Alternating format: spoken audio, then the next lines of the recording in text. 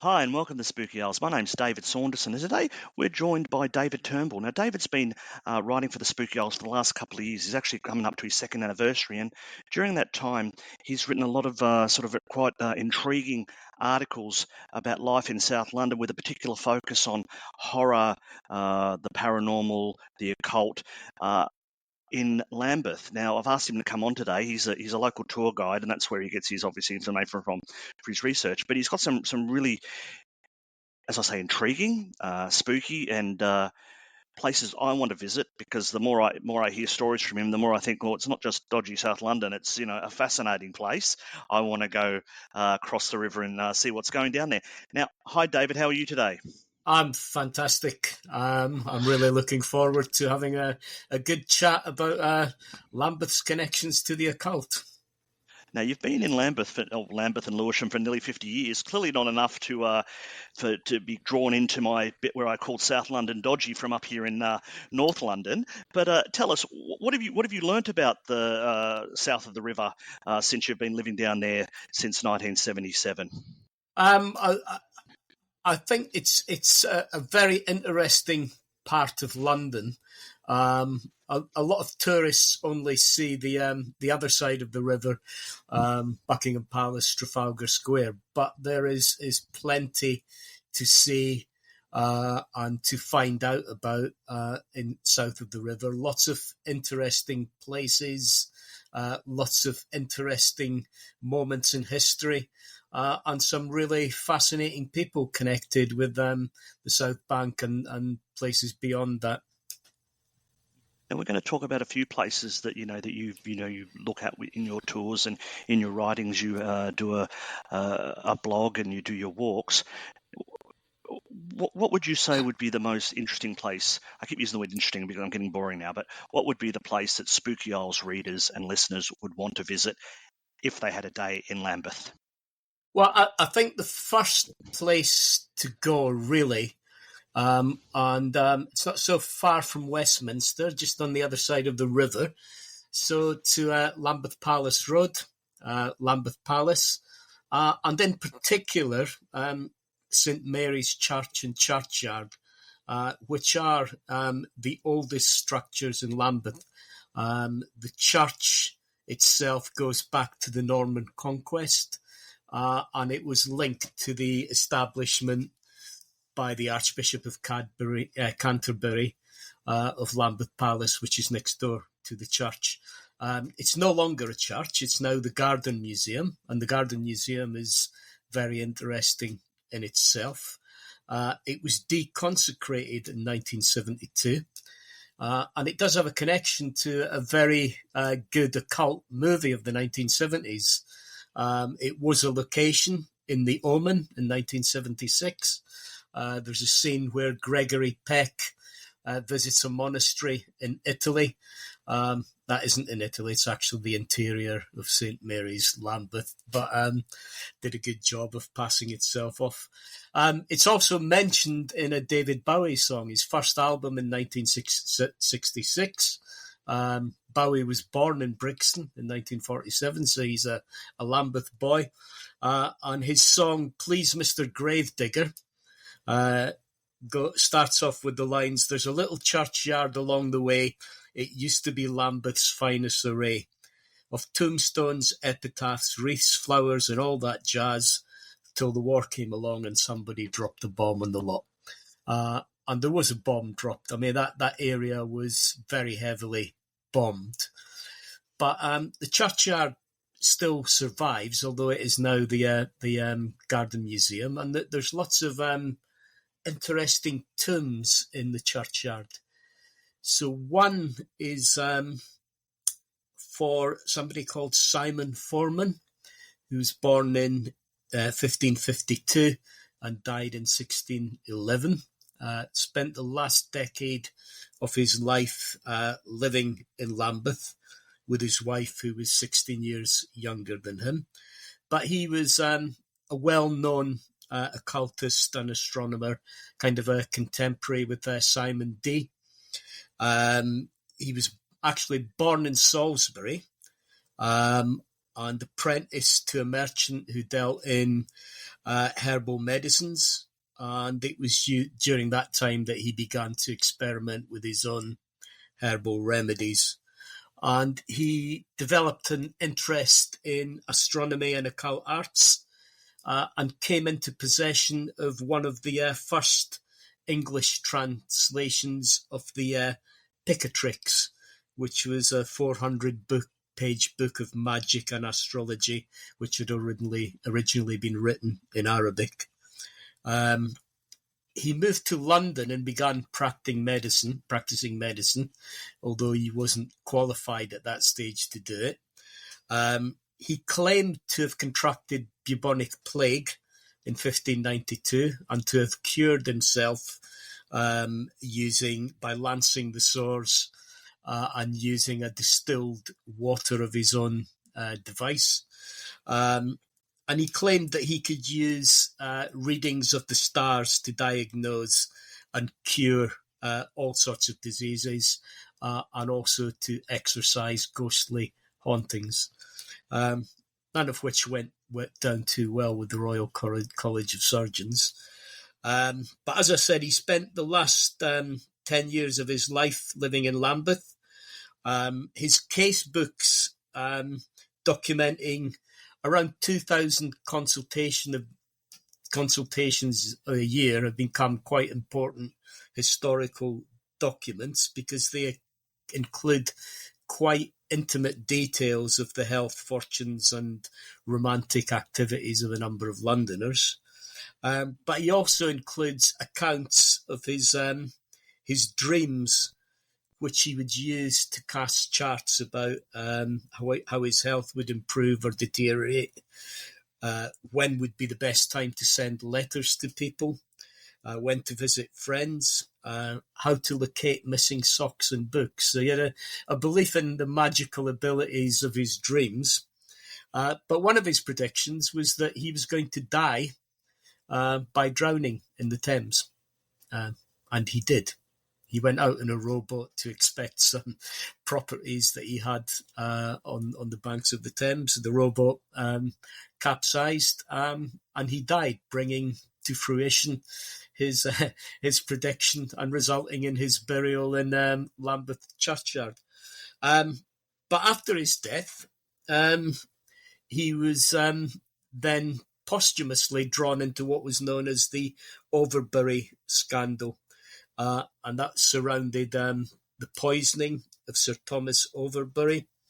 And he was said in court details to have provided Frances Howard, the Countess of Essex, and her friend Anne Turner, magical potions which estranged her husband and won the affections for one of the women of the King's favourite, Robert Carr. And he became known as Simon Forman, the agent of the devil, as a consequence. So you've got essentially a lot of scandal, but somebody who was involved in a lot of occult investigations. You've also got in the churchyard the tomb of the Tradescants. So father and son who established the Museum Tradescantium in Lambeth, and it was a collection of curiosities, a good few with occult and folklore leanings, in a building they called the Ark. They also had a botanical garden where they collected all sorts of strange plants from around the world. And kind of the Garden Museum now carries on that tradition. The family tomb in St Mary's Churchyard is decorated with all sorts of occult symbolism, skulls and the many-headed hydra. And then you've got Elias Ashmole, famous for the Ashmolean Museum. He lived in a house opposite the Tradescants and established his own cabinet of curiosities with similar occult leanings. He was mentored by somebody called William Blackhouse, who was said to have come from a long chain of alchemical ancestry from Hermes onwards, who transmitted their secrets by oral tradition to their spiritual sons. And Elias Asmo was considered the spiritual son of William Blackhouse. He published something called the Fascilius Chemicus, which looked at the works of John Dee and others, and also another book which had metaphysical poems. So he had his own cabinet of curiosities, but he took over the Ashmolean, the Tradescant's collection, and that became the Ashmolean collection, which is now... What do you think it was about this area? Sorry, David, what do you think it was about this area that was attracting? Is it so close to Westminster? Is that why? Or well, it was very, very close to Westminster. It was also marshland at the time, so I think it was quite a strange area to be in, with the mist rolling in from the marshes and things like that. Frogs' legs and witches' bats' wings and all that kind of stuff. Witches' potions, hubble bubble, toil and trouble, and all that. So I think there was this kind of mix of it being a religious seat, but also probably having a lot of pagan things going on, and kind of attracting people to go and live there and do all these sorts of collections, etc. How close do you think it was back in those days to you? You talked about, the first fellow, the Simon Forman you mentioned, was sort of doing medicine. There must have been a very close line between what would be considered, what we are saying the word occult, but what would be classed as medicine at the time. Yeah, I mean, so you look at the gardening. So a lot of that was to do with herbs for herbal remedies. So a lot of the early gardeners were actually concocting herbal remedies, which in some parts of the country may have led to them being accused of dabbling in the black arts or witchcraft. So there was that kind of boundary that was there, that you could actually be investigating how to genuinely cure diseases, or you could be tipping into studies of the occult and the supernatural. How do you think this place compares to other churches you've looked at? I mean, it seems, you've mentioned a few names here, and I know that we're going to talk about a little bit more about some other people in the vicinity, but do you think there's more occult in this part of South London than you've discovered in other parts? I think that there does seem to be quite a coalescence of occult activity in Lambeth, and like you said, we'll hear about a few other people, and it may be because Lambeth Palace was built next door to St Mary's Church, so the Archbishops of Canterbury took over what was called Lambeth House in the Manor of Lambeth in the 13th century, and established that as the residence of the Archbishop of Canterbury and the Anglican Church. And a lot of the archbishops were very interested in the occult, so they would collect books and papers and reports, and they kind of had a library, but it was scattered all over Lambeth Palace, in different rooms, bookcases, basements.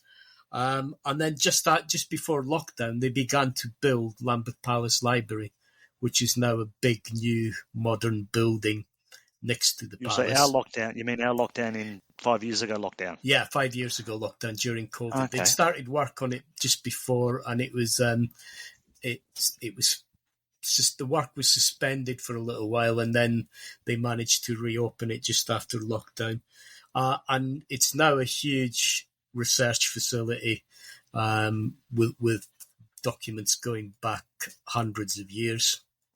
And it's considered to have one of the biggest collections of witchcraft and the occult in the UK. So if you want to research that sort of thing, that would be the place to go.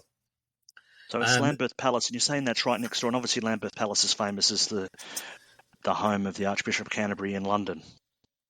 Yeah, it's the headquarters of the Anglican Church, and Lambeth Palace is there.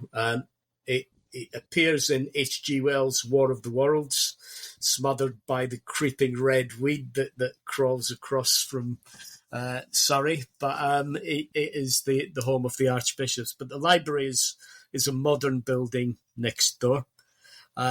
Included in its collection is the apprehension and confession of 3 notorious witches, which dates back to 1589.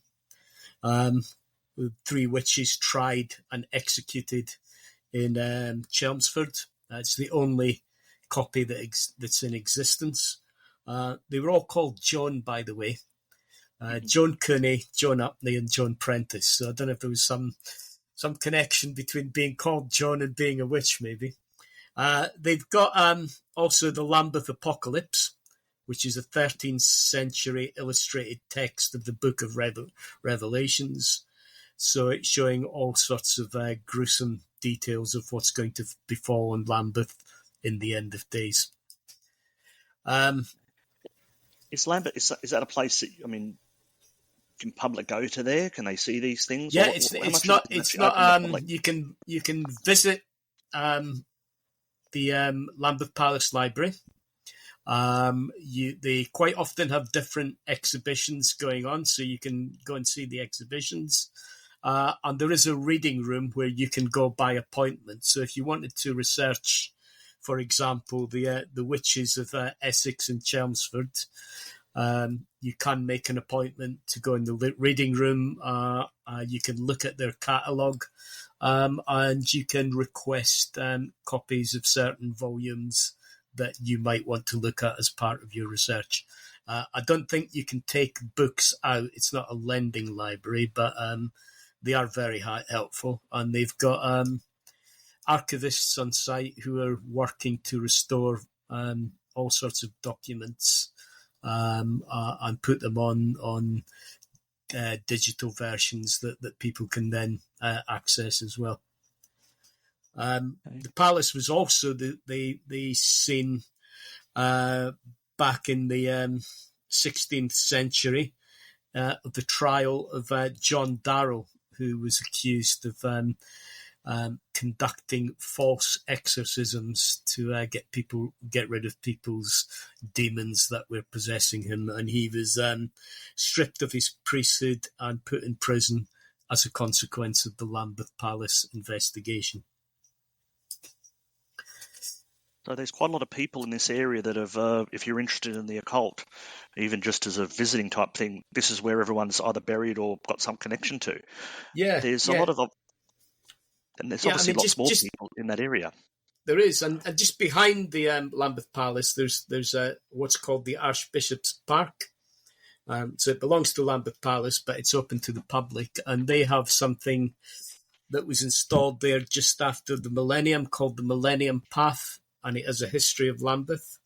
A couple of people featured there. There's Margaret Finch, who is known as the Queen of the Gypsies. She was the head of the Roma community in Norwood in the 17th and 18th century. She lived to be well over 100. She was said to possess supernatural powers, the ability to see into the future. And she was regularly sought out by celebrities of the time who wanted to get their fortunes told by the Queen of the Gypsies. She spent the last years of her life crouching down as she spoke to people. And it's said that her legs became wedged in that position, so she had to be buried upright instead of lying flat. So the other person who has a real connection to the occult and the esoteric and Lambeth is William Blake, famous for Jerusalem and all those other well-known poems. He lived for 10 years in Lambeth, not far away from Lambeth Palace in Hercules Road, in a property that was rented from Philip Astley, the proprietor of the first circus which used to stand where St Thomas's Hospital stands. And his works often explored the occult and the mystical. Took his inspiration from John Milton's Paradise Lost, Paradise Regained, and the visions of Emanuel Swedenborg, as well as his own interpretations of Druidism and paganism. He once said that it's really important to converse with demons as well as angels. So he was looking at both sides of the coin. One of his famous lines about Lambeth is there is a grain of sand in Lambeth that Satan cannot find, nor can his watch fiends find it. So very ominous.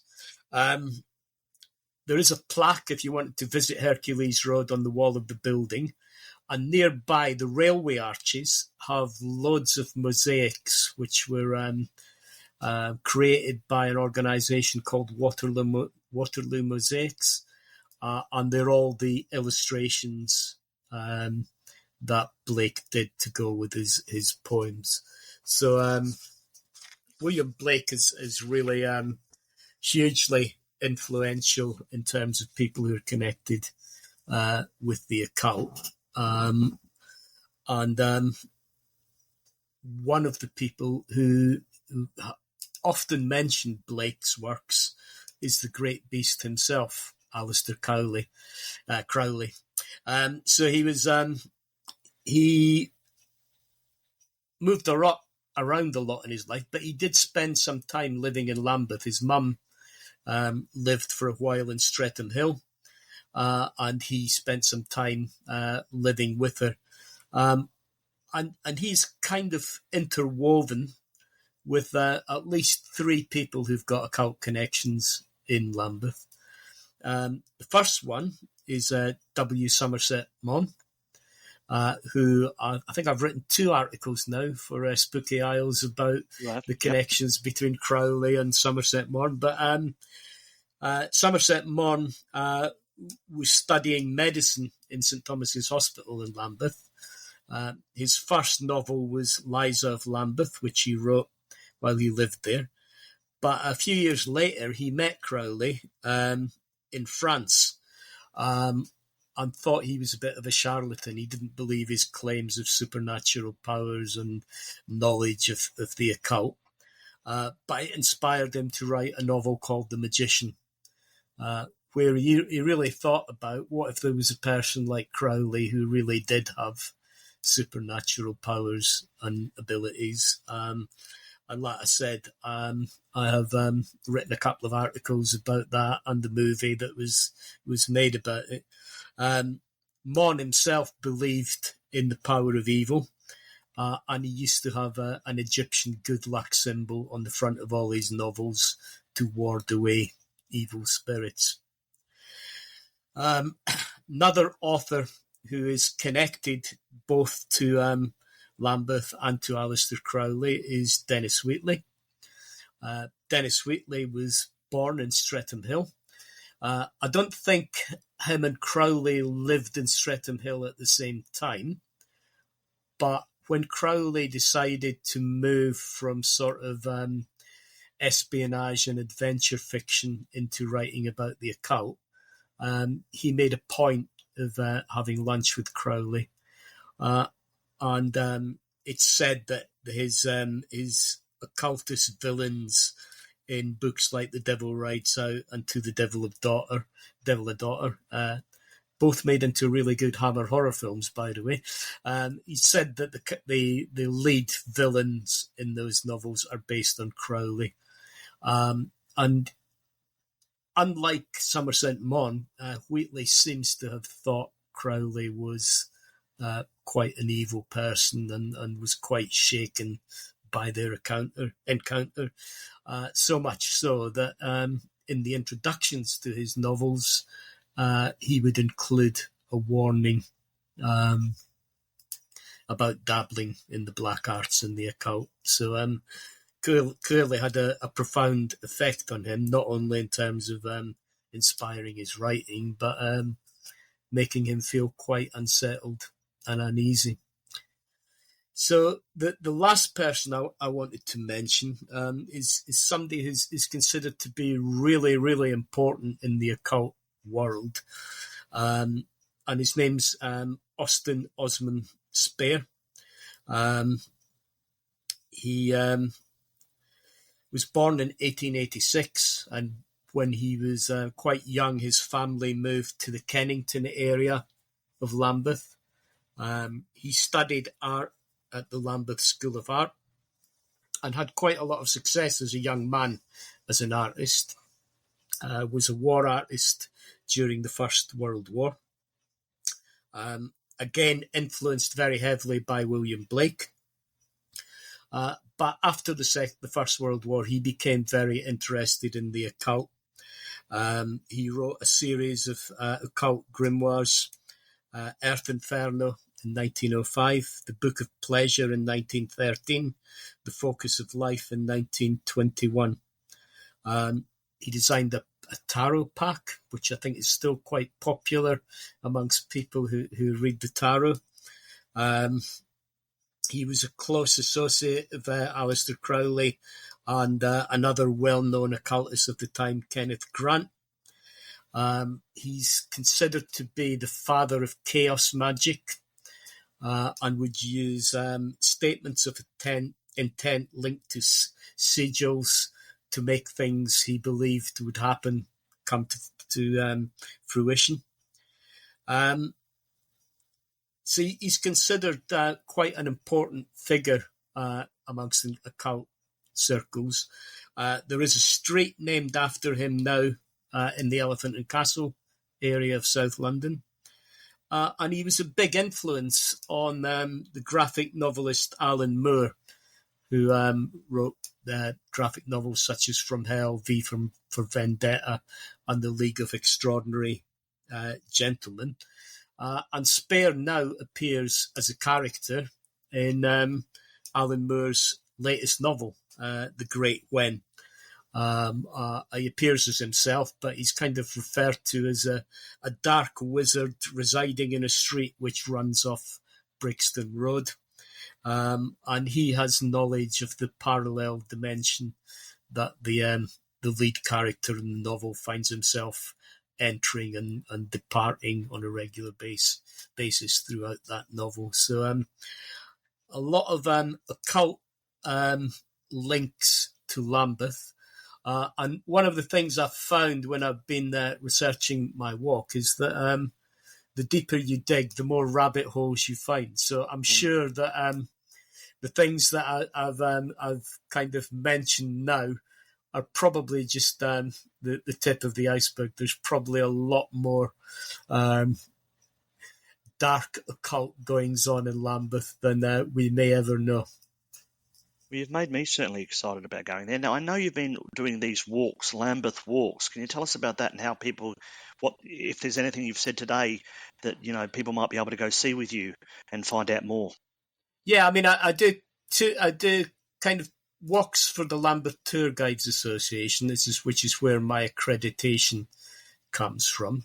So if you look on the Lambeth Tour Guides website, you'll find walks by myself and other Lambeth tour guides, and they're not all occult or film or horror walks or sci-fi walks. It's a whole range of different subjects. I mentioned Philip Ashley's circus. I'll be doing one about the history of the circus in June. So, but I also do walks for what's called London Guided Walks. So if you look on their website, you'll find my Doctor Who in Waterloo walk, and also my History of Horror walk, which is on the other side of the river, and it goes through Soho and the West End, looking at the history of horror in the theatre, the cinema, silent movies, including a visit to Hammer House, which was the head office of the Hammer Productions. And I also do a Jekyll and Hyde walk for them as well. So I saw that. I saw that you were doing that, and that looks very interesting to me. I know the area that you're searching. I know the parts, and I've always wanted to do something like that. So that sounds really cool. So, have you got your own website that people can contact you through, a blog? So I do a regular blog called Lambeth Fantastical, which is on Blogspot. But you can also find, if you look for Lambeth Fantastical on Facebook, you'll find me there. And I usually put up details of all my upcoming walks or other things that are going on the Lambeth Fantastical Facebook page. And of course, if anyone can't find you for some reason through that, contact me through Spooky Owls, and we'll put you in touch. So I really do, looking forward to going to one of your tours. Now, just before I go, I note that you've recently released a book, The Hurdy-Gurdy Man. Tell me about that. It's not quite released. It's not quite released yet. Okay, I've just received the edits, so it should be coming out hopefully the end of the summer, beginning of the autumn, it's kind of in line with what we've been talking about. It's set in London in the late 60s in Soho and Hampstead Heath, and it's there's a little bit of horror, cannibalism, and a bit of class warfare going on in there. So something for everyone. Then it sounds like something for everyone. Yeah. Bit of eat the rich there. So or the rich eating the poor. Oh, there you go. That's probably more likely. Thank you very much for that, David. It's lovely to talk to you. Look forward to maybe getting one another time to talk about some of the specific things. It was really interesting talking about London. So I think with summer coming up, it looks like the best time to go out there and search for some of these places. Certainly a good time to go wandering around while the nights are light and you're not at risk of being set upon by some supernatural force in Lambeth. No worries. All right. Thanks very much, David. We'll talk to you later. Thank you very much. Bye-bye from the Spooky Owls.